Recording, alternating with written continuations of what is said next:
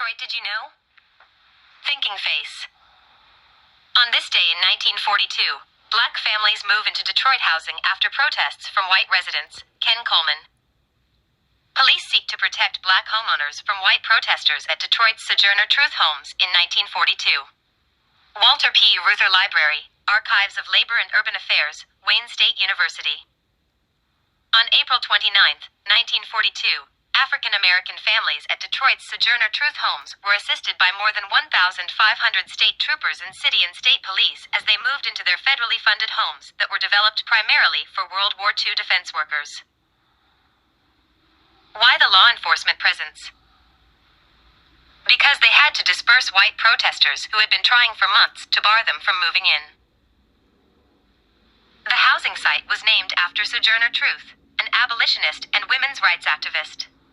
At the 1851 Women's Rights Convention held in Akron, Ohio, Truth delivered what is now recognized as one of the most famous abolitionist and women's rights speeches in American history, Ain't I a Woman? Later in life, Sojourner Truth moved to Battle Creek and a monument of her is located there. Truth also is a member of the Michigan's Women's Hall of Fame. She died in 1883. Sign with American flag, we want white tenants in our white community, directly opposite the Sojourner Truth homes, a new U.S. federal housing project in Detroit, Michigan.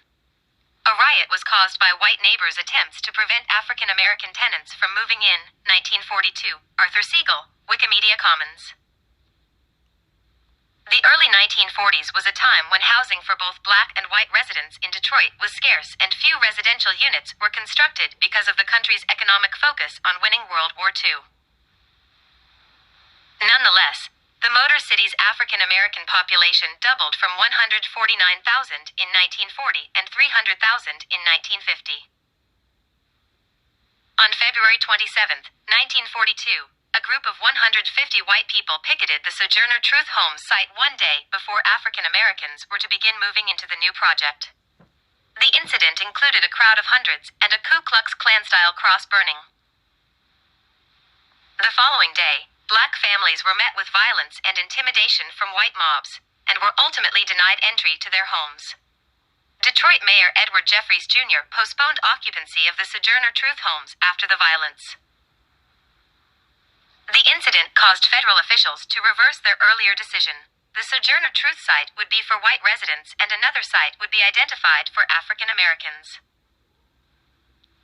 That action prompted organized protest from the African American community, including the Detroit Urban League, the Reverend Charles A. Hill of Hartford Avenue Baptist Church and union activist Coleman A. Young.